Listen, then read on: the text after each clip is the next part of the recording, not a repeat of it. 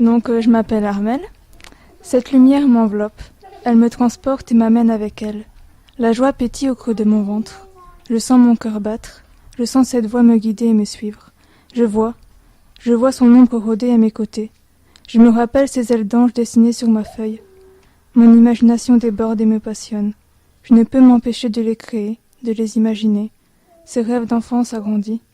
Vivre auprès de ces créatures, les fées, les dragons. Tant d'aventures à réaliser, tant d'émotions à ressentir. J'effleure tes ailes de mes doigts, aussi douces que de la soie. Ta présence me rassure. La mission de vie n'est rien d'autre qu'aimer, s'accepter. Avoir confiance en soi est très précieux, mais se pardonner les plus. Entendez ces messages, entendez ces âmes, ces anciens qui vous appellent. Eh ben, on y va fort là, hein? Oh là là là là là, ce que je sors, moi. C'est puissant. La mission de vie, elle a dit, n'est rien d'autre que d'aimer, de s'accepter, avoir confiance en soi. Je crois que et puis elle dit après, et précieux, entendez ces messages, entendez ces âmes, ces anciens qui vous appellent. C'est réaliste. Je vois, la plus belle mission qu'on peut nous donner là-haut, c'est d'aimer les autres. Et je crois que quand ça passe par la voix d'un enfant, c'est encore plus fort. Et il me semble que des fois on se perd à croire que la mission de vie c'est un grand truc, un grand challenge.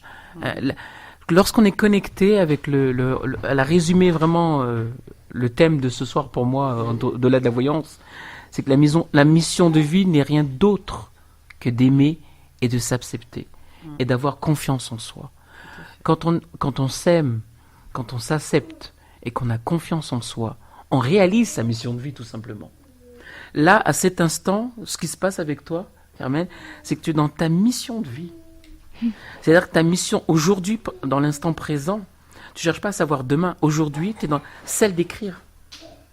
Celle d'écrire quoi? Des choses de ton âme, des choses de lumière. La médite à sa façon dans le... Voilà, à travers l'écriture. Et tu nous rappelles, et l'ange peut nous parler au travers d'un enfant, peut nous parler au travers de cartes, peut nous parler au travers d'un tableau, d'un dessin. Et là, tu es en train de me dire, là maintenant je rentre en médiumnité pour toi, ce que tu es en train de nous dire, c'est que tu reviens vivre quelque chose sur Terre pour parachever, pour accomplir et pour terminer quelque chose.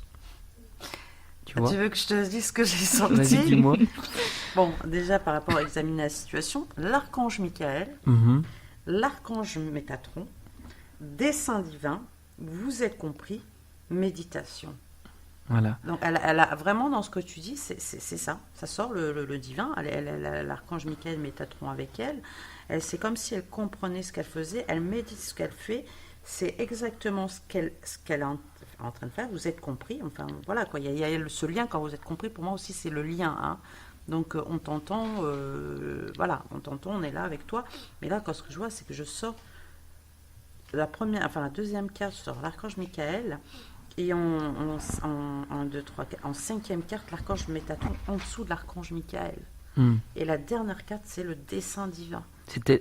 C'est-à-dire que tu es dans ta mission de vie et de toute manière, là-haut, on a déjà pour toi un projet, un plan de vie qui va se manifester très fortement. Hein, parce que ça veut dire quoi dans la réalité?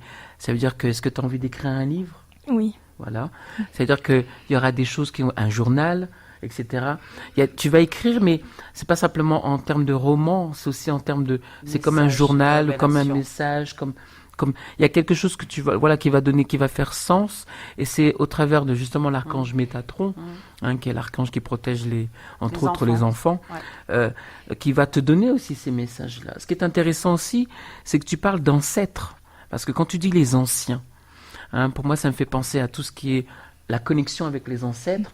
La connexion, ça serait intéressant de te poser la question, où est mamie, par exemple?